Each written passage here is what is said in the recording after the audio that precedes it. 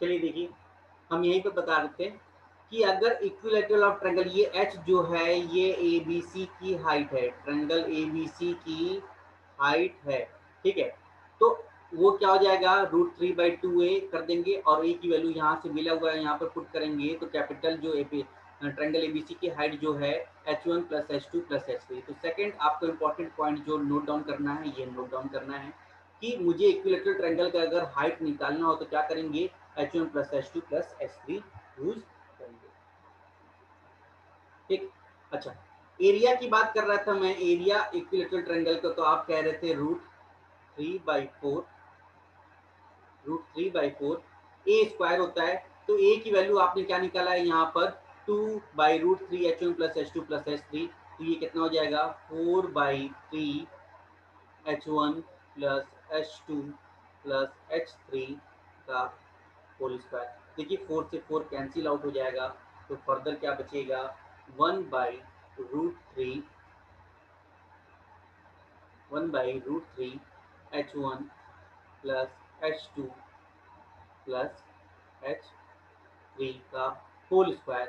तो ये आपका क्या बचेगा, ये हो जाएगा area of equilateral triangle A B C का एरिया। तो फोर्थ थर्ड पॉइंट आप इसको नोट डाउन करेंगे, जिसको मैं बता रहा हूँ, ठीक है।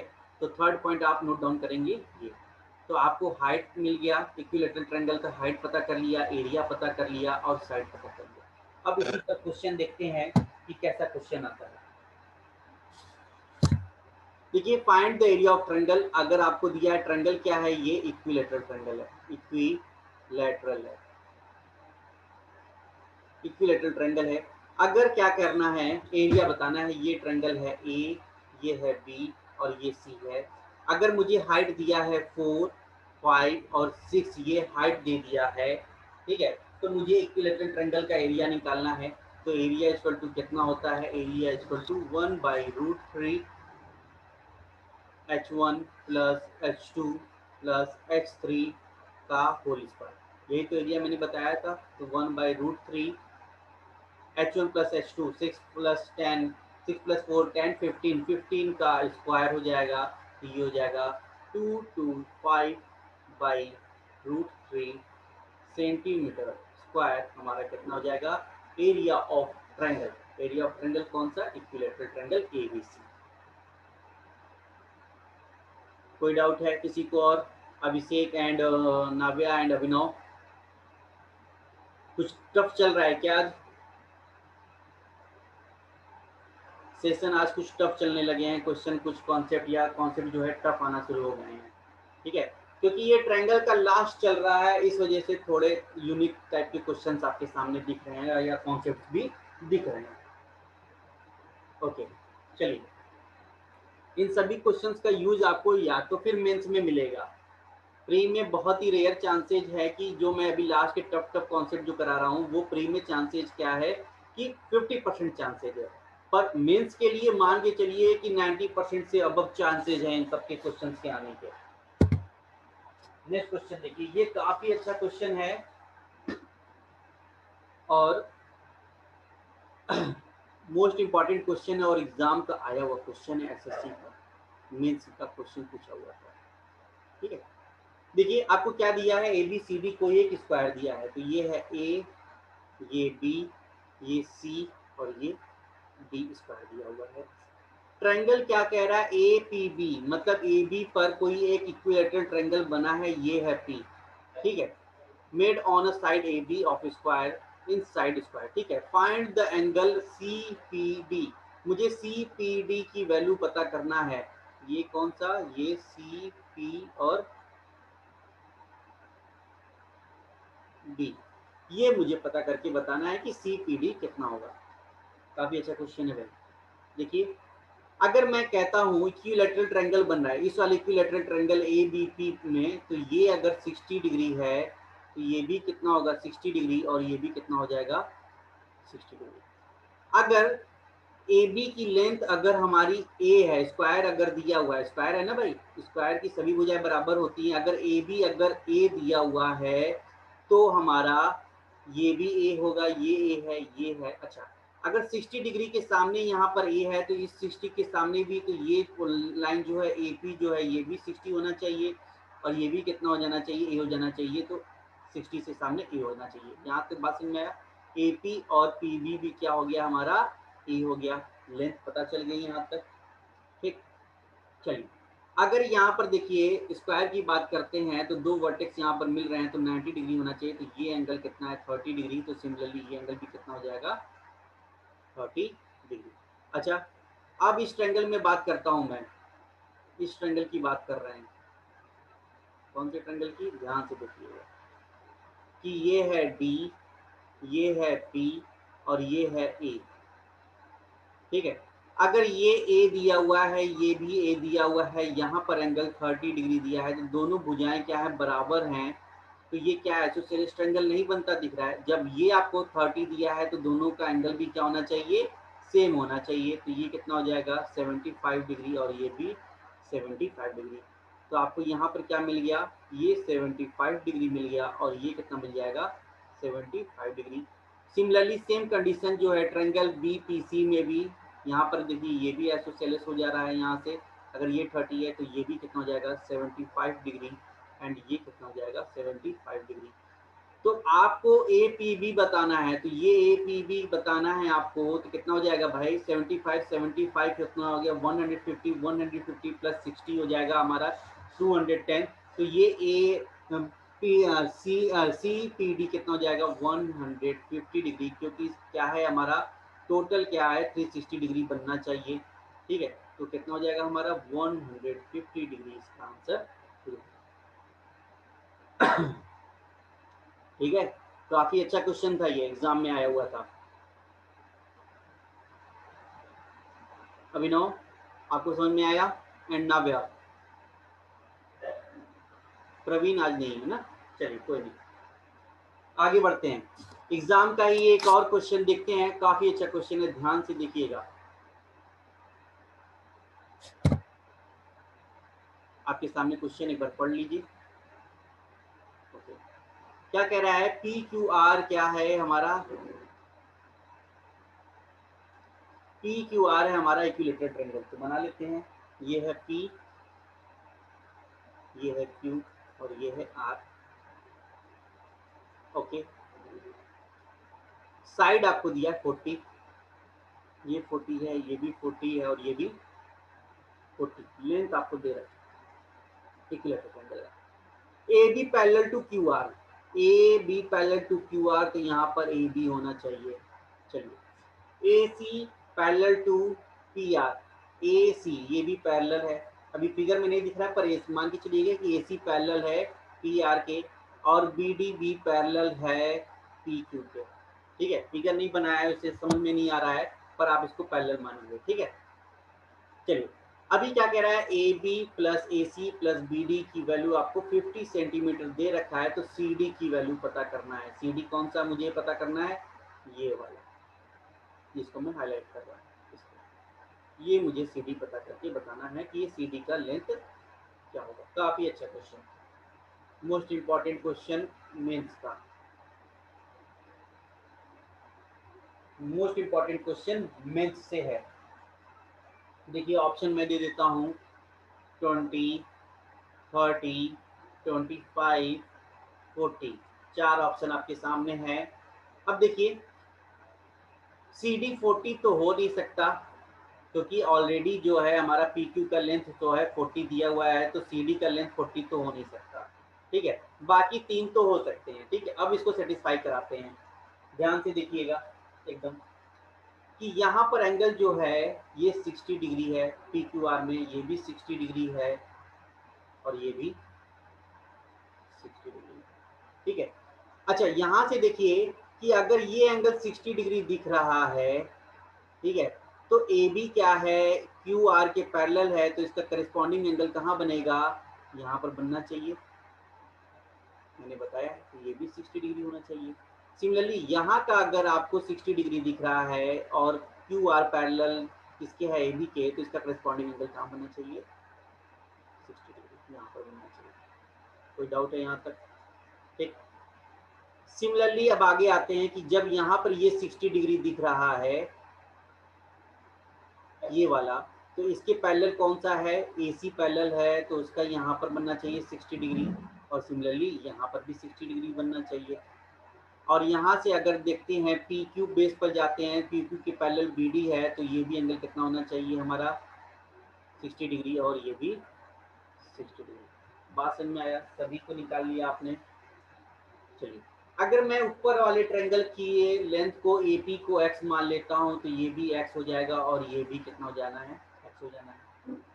बात यहाँ समझ में आया। चलिए, ट्रायंगल AQC में अगर मैं इसकी लेंथ को y मान लेता हूँ, तो ये भी y होगा, और ये भी y हो जाएगा। कोई डाउट यहाँ तक नहीं? कोई डाउट हो तो बताएं। ठीक है, अब बात है ट्रायंगल BDR में, अगर इसको मैंने क्या मान लिया है, अगर इसको मैंने मान लिया Z, तो ये क्या BD भी Z हो जाएगा और DR भी Z हो जाएगा। मैंने माना है, रिलेट किया है। ठीक है, चलिए, अभी क्या कह रहे हैं कि आपको यहाँ से दिखेगा क्या कि 2x plus y plus z plus CD equal to कितना है 120 सेंटीमीटर होगा कि नहीं होगा। मैंने क्या किया है, पेरीमीटर ऑफ द ट्रायंगल निकाला है। तो यहाँ से देखिए साइड ये x है, ये y है, यहाँ से y है, यहाँ प्लस CD है, प्लस z है, प्लस z है, प्लस x है। तो इसको लिखेंगे 2x है प्लस y है प्लस z है प्लस CD। इन सभी का सम कितना होगा 120 डिग्री होगा। यहाँ तक कोई डाउट हो तो बताएं। यहाँ तक अगर कोई डाउट हो तो मुझे बताएं। यहाँ तक अभी देखिए, AB क्या है, यहाँ पर x है, AC आपको क्या दे रखा है, यहाँ पर मैंने y लिया है, और BD की वैल्यू क्या है, यहाँ पर z है। तो AB AC और BD ये x y z यहाँ पर दिया है, तो 2 इंटू AB ये हो जाएगा 50 प्लस CD इक्वल टू कितना हो जाएगा 120 हो जाएगा सेंटीमीटर। तो यहाँ से ये 100 हो जाना है, तो CD की वैल्यू कितनी आएगी 20 सेंटीमीटर हमारा CD का लेंथ आना है। 20 सेंटीमीटर। त्रिशा, अभिषेक, अभिनव, दिखा कितना अच्छा क्वेश्चन था कि मतलब इक्विलैटरल ट्रायंगल के अंदर मतलब बेस से पैरेलल या प्रोपोर्शनैलिटी थ्योरम लगाया है, करस्पॉन्डिंग एंगल लगाने के बाद इस क्वेश्चन को सॉल्व किया गया। काफ़ी अच्छा यूनिक क्वेश्चन था। ठीक है, एग्जाम में ऐसे डायरेक्ट आ गया तो फिर समझ लीजिए कि फिर ये अगर ये बेसिक कॉन्सेप्ट आपका क्लियर नहीं होगा तो फिर इसको लगा पाना बड़ा मुश्किल हो जाएगा। आगे बढ़ा जाए, आगे बढ़ते हैं नेक्स्ट।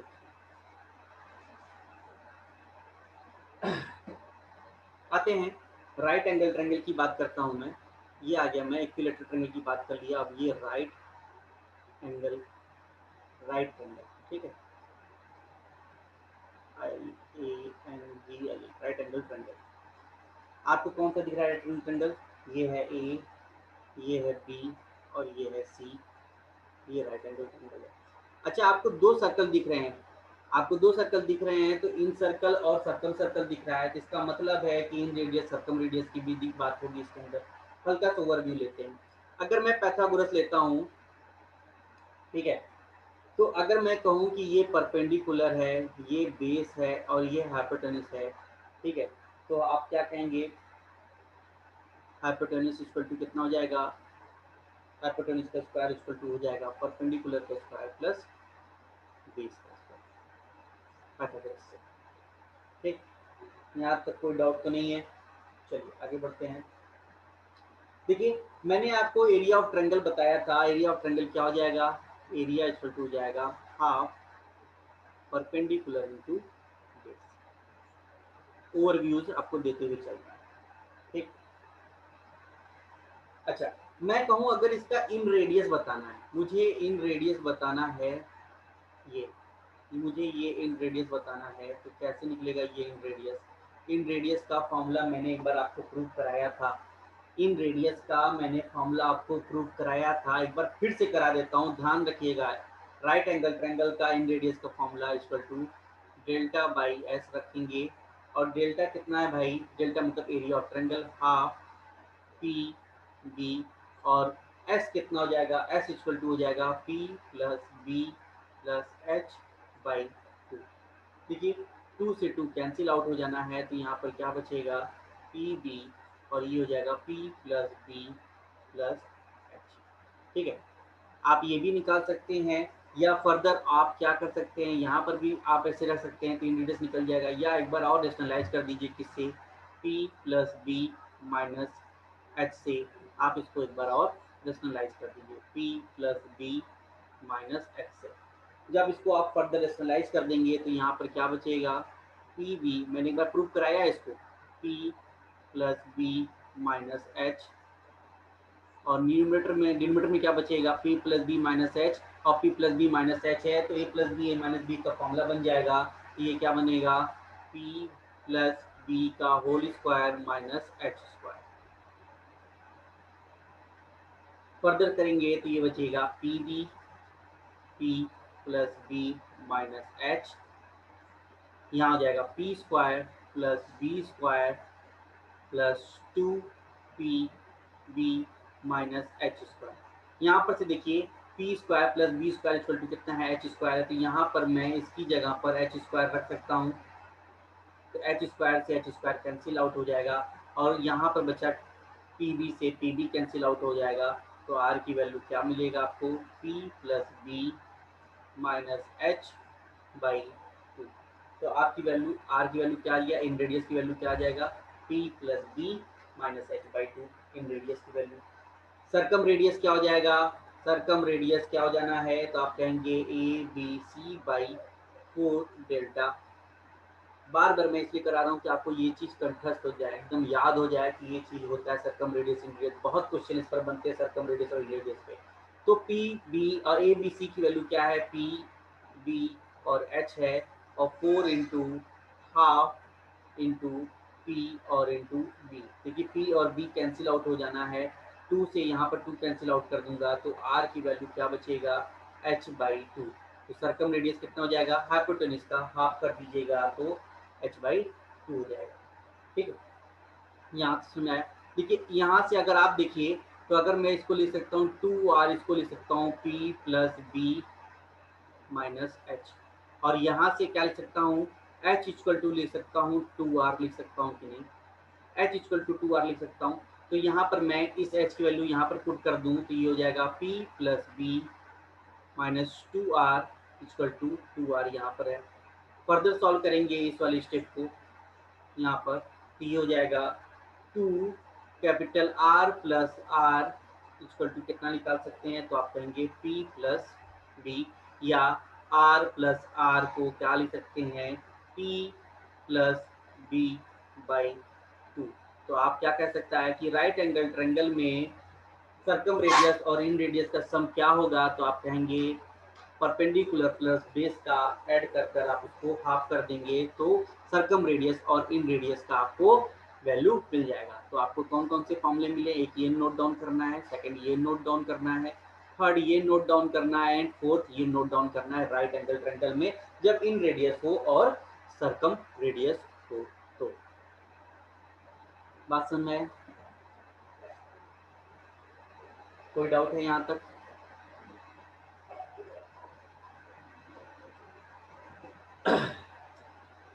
आज की क्लास को यहीं पर स्टॉप करते हैं, ठीक है। और काफ़ी लेंदी आज, बहुत ज़्यादा टफ कॉन्सेप्ट भी आपको सीखने को मिले हैं, और कुछ पुरानी चीज़ों को भी रिवाइज कराया गया है, ताकि आपको वो चीज़ याद रहे एग्ज़ाम में जाने से पहले, ठीक है। अभी क्या है, हम रेगुलर सेशन स्टार्ट हो गया, ख़त्म हो गया, और इसके बाद हम आते हैं प्रैक्टिस सेशन की तरफ, और प्रैक्टिस सेशन को स्टार्ट करते हैं। विदिन 5 to 10 मिनट आपको ग्रुप में मैसेज कर दिया जाएगा, तो प्रैक्टिस सेशन को स्टार्ट कर दिया जाएगा। तब तक मैं इस वीडियो को अपलोड कर लेता हूँ, उसके बाद मैं आपके प्रैक्टिस सेशन को स्टार्ट करता हूँ।